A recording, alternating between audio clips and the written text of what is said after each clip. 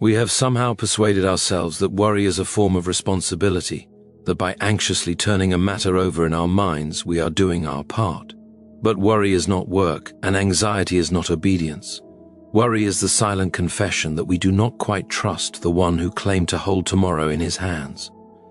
We say we believe, yet we grip our fears as though faith were a fragile thing that must be protected by our constant attention. And so we exhaust ourselves, not by labor, but by imagination, imagining disasters that have not happened, defeats that have not arrived, and failures that exist only in thought. It is worth noticing how little control worry actually gives us. It cannot add wisdom to a decision already made, nor strength to a burden already carried. It does not improve the future, it only steals from the present. And yet we cling to it, perhaps because surrender feels too much like doing nothing, and doing nothing feels irresponsible. But faith was never inactivity. Faith is not laziness dressed in spiritual language. Faith is the decision to place weight where weight truly belongs. It is choosing to lean on something solid rather than exhausting oneself by standing alone. We worry because we imagine that everything depends on us. The world has trained us to believe that if we loosen our grip for even a moment, everything will collapse. But this belief is not humility. It is a quiet form of pride. It assumes that the universe is balanced on our nerves, that the outcome of tomorrow hinges on our ability to remain tense today. If that were true, then peace would indeed be dangerous. But the truth is far more unsettling to our ego, and far more comforting to our soul. Things were never held together by us in the first place. There is a strange relief in admitting that we are not the managers of existence. The sun rose long before we learned to worry about it, and it will continue to rise even on days when our faith feels thin. The heart beats without consulting our fears. Seasons change without asking our permission. Life itself seems to suggest, again and again, that there is an intelligence at work far beyond our anxious calculations. And if that intelligence can manage galaxies, perhaps it can also manage the situation that is currently stealing your sleep. When we are told to stop worrying, it can sound cruel, as though we are being scolded for feeling what we feel. But the invitation is not a rebuke, it is a rescue. It is not saying you should not feel afraid, but rather, you do not have to carry this alone. There's a difference between denying fear and handing it over. Faith does not ask you to pretend the storm is not real. It asks you to trust that the storm is not final. Consider how often our fears are rooted in the future. Rarely do we worry about what is happening now. We worry about what might happen. We project ourselves forward into imagined outcomes, and then suffer as though they were already facts. In doing so, we abandon the only moment where grace is actually available, the present one. Tomorrow does not yet exist, and yesterday cannot be changed, but today is full of quiet mercies we overlook because we are busy trembling over a future that has not arrived. There is also a curious contradiction in worry. We fear losing control, yet we worry about things we cannot control at all. We are like someone rocking in a chair, expending great energy while going nowhere. The motion feels purposeful, but it produces no progress. And then when exhaustion sets in, we wonder why faith feels so heavy. Perhaps it is because we have added to it a burden it was never meant to carry. Trusting that God will do it for you does not mean that effort disappears from your life. It means effort finds its proper place. You do what you can, and then you release what you cannot. You act faithfully, and then you refuse to act fearfully. There is a great difference between responsibility and obsession. Responsibility says, I will be faithful with what is in my hands today. Obsession says, I must control what is not in my hands tomorrow. One leads to peace, the other leads to paralysis. We often assume that if we stop worrying, we will stop caring. But worry is not love. Anxiety is not devotion. You can care deeply without being consumed. In fact, the clearest love often comes from a peaceful heart. When you are not frantic, you see more clearly. When you are not panicked, you hear more accurately. Stillness sharpens perception, fear distorts it. A calm soul is not an indifferent one, it is an attentive one. There is also this hidden fear beneath our worrying, the fear that if we trust and things still go wrong, we will be disappointed beyond repair. But disappointment is not the end of faith. It is often where faith grows up. Trust does not guarantee the absence of pain, it guarantees the presence of meaning. It does not promise that every path will be smooth, but it promises that no path will be wasted. Even our losses are not outside the reach of redemption. When you release worry, you are not surrendering intelligence, you are surrendering illusion. You are admitting that you do not see the whole picture, and that you were never meant to. We are creatures of a single moment, trying to comprehend a story that stretches beyond our lifetime. It is only natural that some chapters confuse us. But confusion is not evidence of abandonment. Silence is not proof of absence. Often the most important work is being done where we cannot see it. Think of how many times you were certain something would destroy you. And yet here you are, still breathing, still standing. At the time, the fear felt absolute. The danger felt final. And yet the story continued. This does not mean every fear will prove false, but it does suggest that fear is a poor prophet. It shouts with confidence but delivers little accuracy. Faith, by contrast, often speaks quietly, but it has a way of being right in the end. We are tempted to believe that peace will come after everything is resolved, but peace is not the reward for perfect circumstances.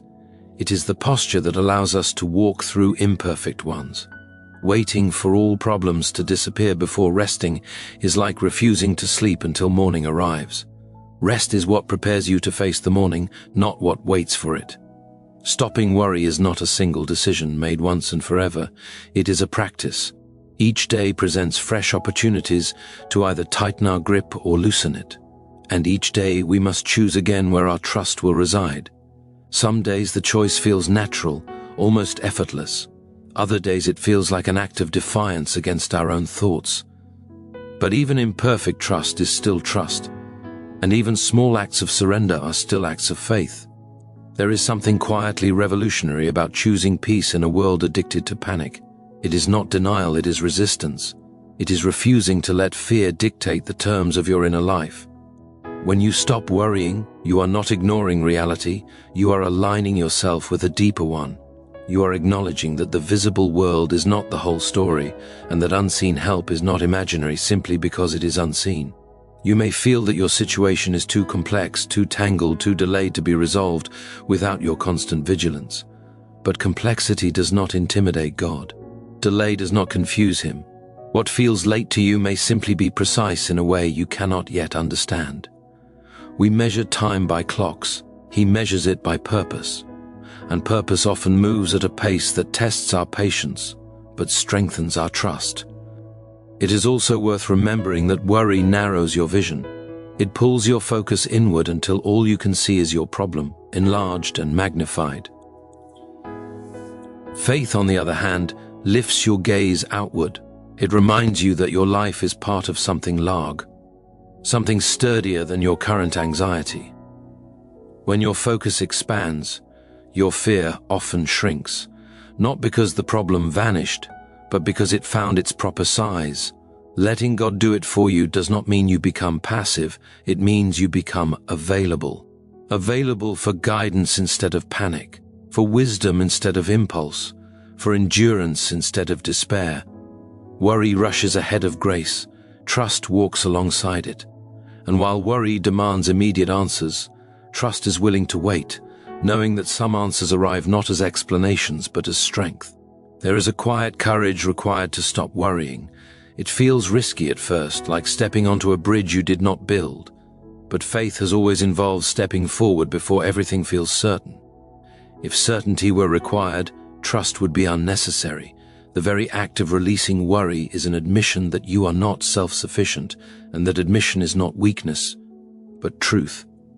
And perhaps this is the hardest part, trusting that even if the outcome is different from what you hoped, it can still be good. Not comfortable, not easy, but meaningful. We often confuse goodness with convenience, as though a loving God must arrange life according to our preferences. But love is more concerned with who we are becoming than with how comfortable we remain. And sometimes the thing you fear losing is the very thing standing in the way of what you truly need. So when the mind begins its familiar spiral, when it rehearses the worst-case scenarios with relentless creativity, you are invited, not forced, but invited, to pause, to breathe, to remember that you have been carried before, that help has arrived in ways you did not predict, that doors have opened after you were certain they never would, and that the same faithfulness that sustained you then has not suddenly disappeared now. Worry will always offer itself as a companion, especially in moments of uncertainty. It will speak urgently, insisting that if you stop listening, something terrible will happen, but you are allowed to question that voice. You are allowed to ask whether it has ever truly helped you, whether it has ever delivered the peace it promised. More often than not, it has only left you tired. Trust, by contrast, may feel unfamiliar, even uncomfortable at first. It does not shout, it reassures. It does not demand, it invites. And while it does not remove every difficulty, it changes the way you carry them. You no longer drag them alone. You walk with the confidence that strength is being supplied moment by moment. You are not being asked to ignore reality, but to interpret it differently, to see your challenges not as proof of abandonment, but as arenas where provision can appear, to believe that even now, even in this unresolved space, work is being done on your behalf, not always visible, not always immediate, but real nonetheless. And so the call to stop worrying is not a command barked from a distance, it is a hand extended toward you in the middle of the noise, an invitation to rest before everything is finished, to trust before everything makes sense, to believe that the same God who has carried the weight of history is capable of carrying the weight of your life, your future, your unanswered questions, your fears that wake you in the night, your plans that seem delayed, your hopes that feel fragile, your situation that appears to be standing still, and even the parts of your story that you do not yet understand, because there are movements already in place, alignments already forming, answers already on their way, even if at this moment all you can see is the uncertainty, the waiting, the silence, the sense that nothing is changing, when in truth there is a quiet unfolding happening beneath the surface. One. That does not require your panic to function, one that is not accelerated by your fear, one that asks only that you remain open, faithful, and willing to let go of the exhausting belief that everything depends on you, because the moment you loosen your grip just enough to breathe, you may begin to notice that you were never standing alone at all, that you've been supported even while you were trembling, that the ground beneath you has been steady even while your thoughts were shaking, and that what you feared would collapse if you stopped worrying has been held all along, waiting for you to trust it enough to rest, to release, to stop striving against the very help that has been quietly sustaining you while you wondered whether anything was happening.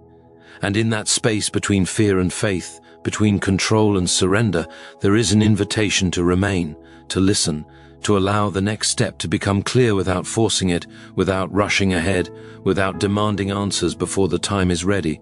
Because sometimes the greatest work is done not when we are frantic, but when we are finally still enough to receive what has been prepared for us. And that is where the story continues, not with panic, not with despair, but with a trust that is still learning how to stand, how to wait, how to believe that what has been promised is not delayed out of neglect, but unfolding according to a wisdom that sees beyond the moment, beyond the fear, beyond the worry that once felt so necessary, but now begins to loosen its hold as you remain right here, in this moment, learning what it means to let God do what only God can do, even as the questions remain, even as the outcome is not yet visible, even as the path ahead still feels uncertain, because uncertainty is not the enemy of faith, and waiting is not the absence of movement, and what appears to be stillness may in fact be the place where the next transformation is quietly being formed, just beyond what you can see, just ahead of what you expect, just before the moment when you realize that the worry you carried for so long was never required, and that the help you needed was already at work long before you asked, long before you understood, long before you reached the end of your own strength, and discovered that there was still more strength available to you than you ever imagined.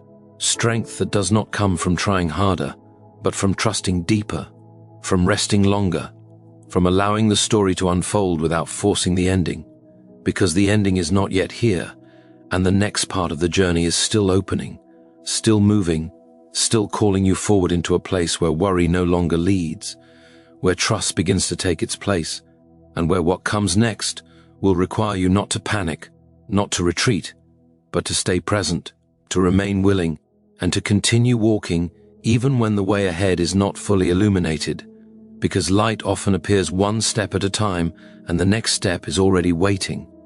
Waiting not as a punishment, but as a preparation, because some truths cannot be handed to us fully formed. They must be grown into, stretched into, lived into slowly, like muscles that strengthen only under resistance. And so the delay you resent may be the very thing shaping you to hold what is coming without being crushed by it. We often pray for relief, but what we receive first is capacity, the quiet enlargement of the soul that happens while we are convinced nothing is happening at all. It is easy to imagine that faith would feel triumphant, confident, even serene at all times.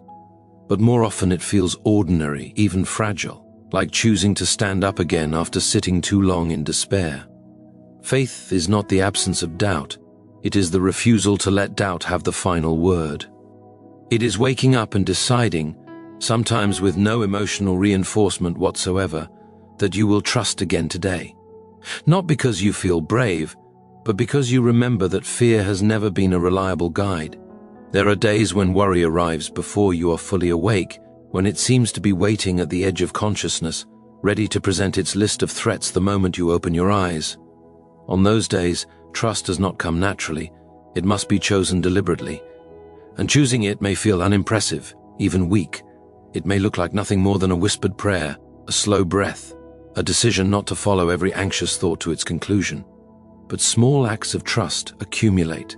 They build a resilience that panic cannot produce.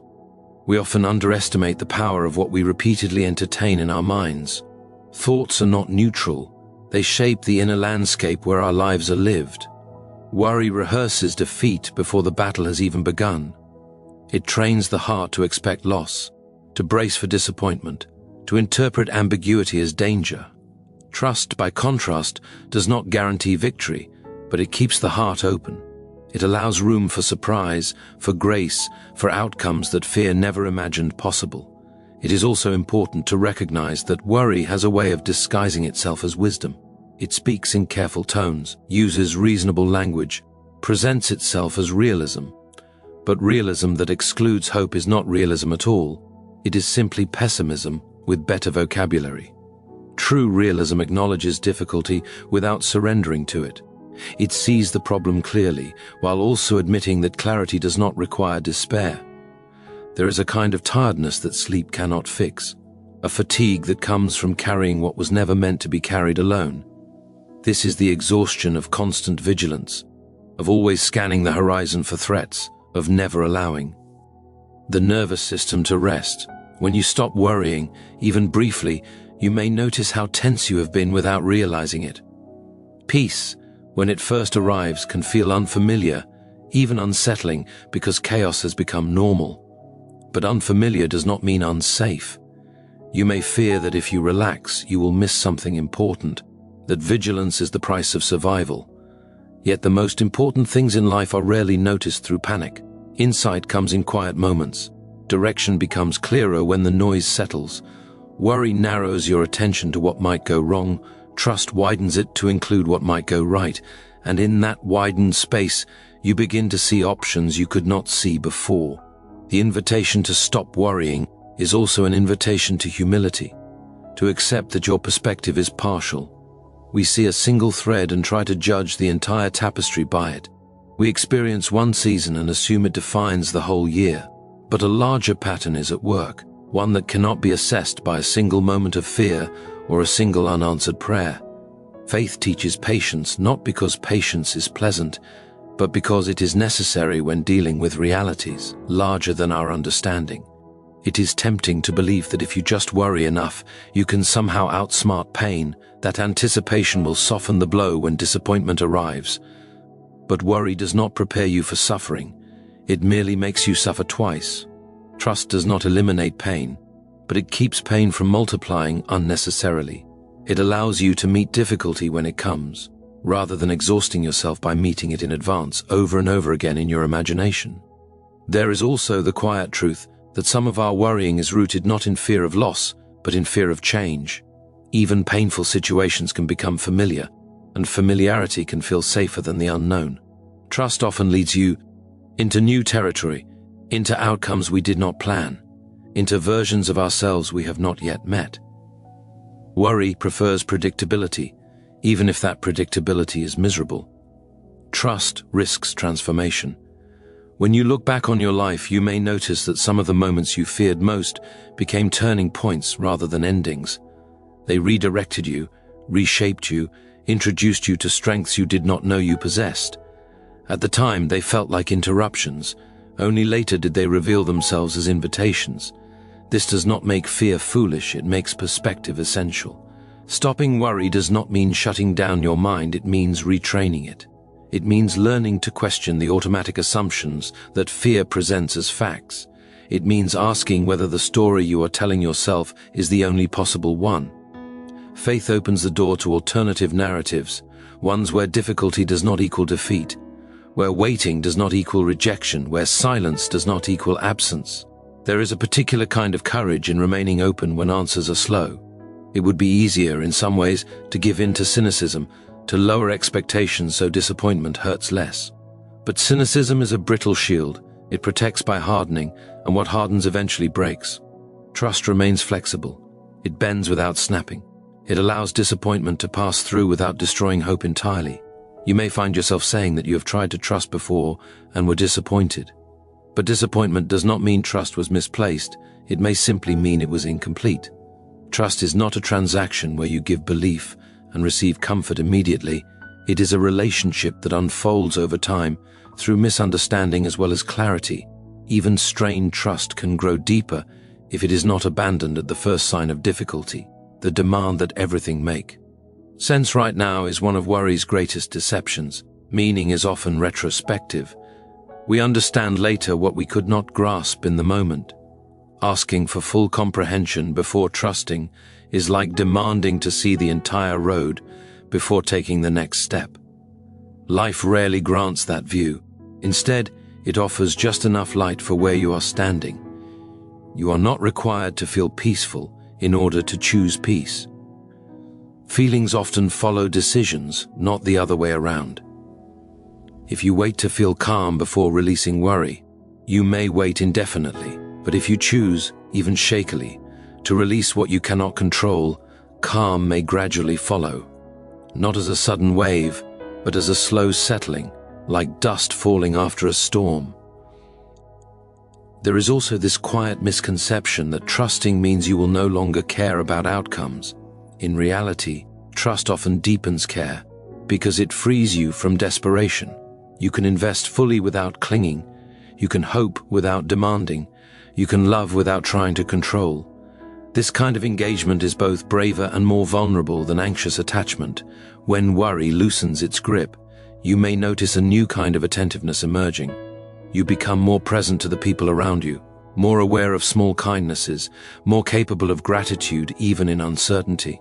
Gratitude does not require perfect circumstances, it requires noticing what is still good. And there is almost always something still good, even on the hardest days. You might be tempted to measure trust by outcomes, to judge its validity by whether things turn out the way you hoped. But trust is not validated by success, it is validated by endurance. It is proven not when everything goes smoothly, but when you remain open and faithful even when it does not. In that sense, trust is less about winning and more about staying. There will be moments when worry feels justified, and circumstances are genuinely difficult, and optimism feels dishonest. In those moments, trust does not demand forced positivity. It allows lament. It makes room for sorrow. It acknowledges pain without letting pain define the entire story. Faith is spacious enough to hold grief without collapsing into despair. It is also worth remembering that worry isolates. It turns your attention inward until you feel alone with your thoughts. Trust, by contrast, reconnects you. to others, to meaning, to a sense of being held within something larger than yourself. When you stop worrying, you may find yourself more willing to ask for help, to accept support, to admit weakness. These are not signs of failure, they are signs of wisdom. The belief that you must be strong at all times is another burden worry places on you. Trust allows you to be honest about your limits. It acknowledges that you are finite, that your energy is not endless, that your understanding is incomplete. And in that honesty, there is relief. You no longer have to pretend to be more capable than you are. As you continue to practice releasing worry, you may notice resistance from within. Part of you may argue that fear keeps you sharp, that anxiety motivates you. But motivation born of fear is unstable. It burns hot and fast, then leaves exhaustion in its wake. Motivation born of trust is steadier. It sustains rather than consumes. There is a difference between preparation and preoccupation. Preparation equips you for what is likely. Preoccupation traps you in what is possible, but improbable. Trust does not forbid preparation. It simply refuses to let preparation become obsession. It keeps your focus proportional, grounded in reality rather than hijacked by imagination. You may not feel like a trusting person by nature. You may be inclined toward caution, skepticism, or control. But trust is not a personality trait. It is a practice. It grows through repetition, through small daily decisions to release rather than grip, to breathe rather than brace. Over time, these decisions shape not just your thoughts, but your instincts. When you stop worrying, you do not become careless. You become clearer. You begin to distinguish between what requires action and what requires patience. You stop reacting to every anxious impulse and start responding more thoughtfully. This clarity does not eliminate difficulty, but it makes difficulty more manageable. It is also helpful to remember that many of the things you worry about involve outcomes that are not entirely bad or good, but mixed. Life is rarely as catastrophic or as perfect as we imagine. Trust allows you to accept complexity without needing it to resolve immediately into certainty. There is a quiet irony in worry. It tries to protect us from pain, yet it often prevents us from fully living. It keeps us suspended, neither fully engaged nor fully at rest. Trust, even when it involves risk, allows movement. It allows the story to continue rather than freezing it in fear. You may still have questions. Trust does not require their absence. It simply refuses to let unanswered questions become absolute barriers. You can walk forward while still wondering. You can remain faithful while still seeking understanding. Certainty is not a prerequisite for movement. As you continue to let go, you may notice moments when peace arrives unexpectedly, in the middle of unresolved circumstances. These moments do not mean everything is fixed. They mean you are being sustained. They are reminders that peace is not always tied to solutions, but to presence. Worry tells you that you must see the end before you can begin. Trust tells you that beginning is often what reveals the end. And so you take the next step, not because you are sure of where it leads, but because standing still in fear has already proven exhausting. You may still stumble back into worry. This does not negate progress. Habits formed over years do not dissolve overnight. Each return to trust, however brief, strengthens the pathway. Over time, what once required great effort may begin to feel more natural. There is a growing freedom in realizing that you are not responsible for producing outcomes, only for responding faithfully to what is in front of you. Outcomes belong to a larger wisdom. Your task is presence, honesty, and willingness. That is enough for today. And as you remain in this space, between what you know and what you do not, between effort and surrender, between fear and trust, the story continues to unfold, not with dramatic certainty, but with a quiet persistence that does not announce itself loudly, that does not rush to prove anything, but moves steadily, patiently, shaping the next moment even as you are still learning how to release the old patterns of worry, how to remain open when answers are slow, how to trust that what is being formed now will make sense later, and how to stay present long enough to notice that even here, even now, there is support beneath your feet. strength available for this moment, and a path that continues forward, one step at a time, inviting you not to panic, not to retreat, but to remain attentive, receptive, and willing to walk on, even as the questions remain, even as the future is still hidden, because the movement has not stopped, the work has not paused, and what comes next is still unfolding. And so the final invitation is not dramatic, but gentle, not loud, but steady. Lay the burden down. Not be, because it was imaginary, not because it did not matter, but because it was never meant to be carried by you alone. Let the mind rest from rehearsing what may never come. Let the heart loosen its grip on outcomes it cannot control. Choose again and again if necessary, to trust more than you tremble, to rest more than you resist. What is required of you now is not frantic effort, not anxious striving, not perfect understanding, but a willing surrender of the fear that has exhausted you. The work that truly matters is already being done beyond your sight, in ways you could not orchestrate even if you tried.